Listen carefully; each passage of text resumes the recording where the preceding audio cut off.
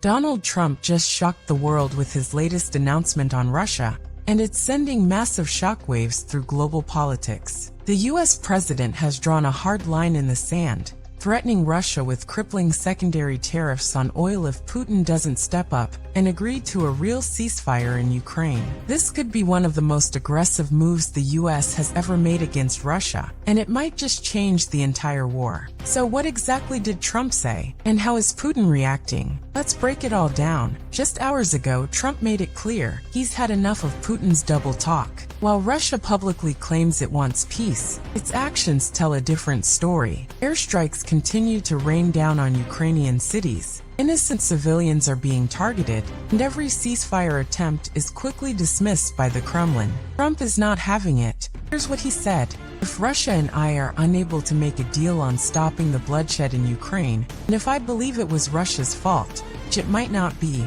if I believe it was Russia's fault, I am going to put secondary tariffs on all oil coming out of Russia. What does this mean? It's simple. These tariffs won't just hit Russia directly. It will go after any country that continues to buy Russian oil. That includes two major players, China and India. This is where things get intense. China and India are two of the biggest buyers of Russian oil. They rely heavily on exporting goods to the US and Europe. Trump follows through on these secondary tariffs. China and India will have to make a tough choice: stop buying Russian oil or face massive economic consequences. China's economy is already under pressure. A tariff war with the US would be devastating. India, too, depends on international trade. Can't afford to see their exports hit with massive price hikes. Trump enforces these tariffs and could suddenly find himself losing two of his biggest oil buyers overnight. Mean a financial crisis for Russia. How is Putin handling this? Predictably, he's lashing out.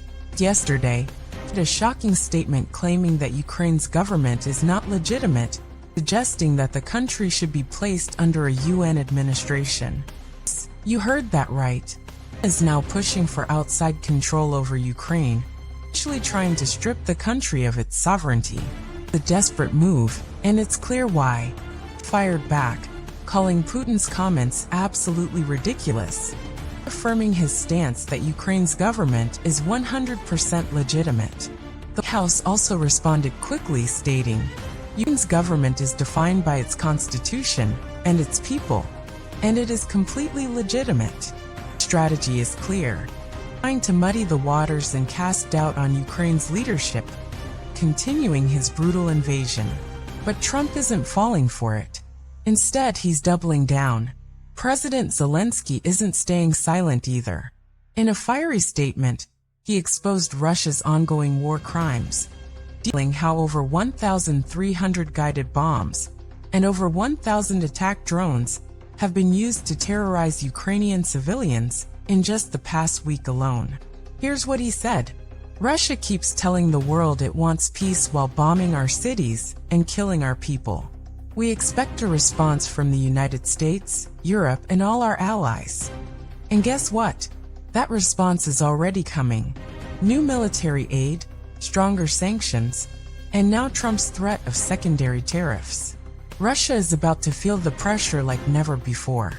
One major reason why Ukraine is still standing strong: drones. While Russia has relied on Iranian-made drones to attack Ukrainian infrastructure, Ukraine has built one of the most advanced drone programs in the world.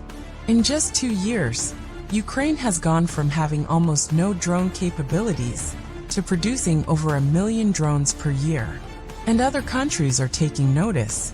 Trump himself has acknowledged how game-changing drones have been in this war, stating, Iranian drones are attacking and killing Ukrainians every day. Why aren't we doing something about that?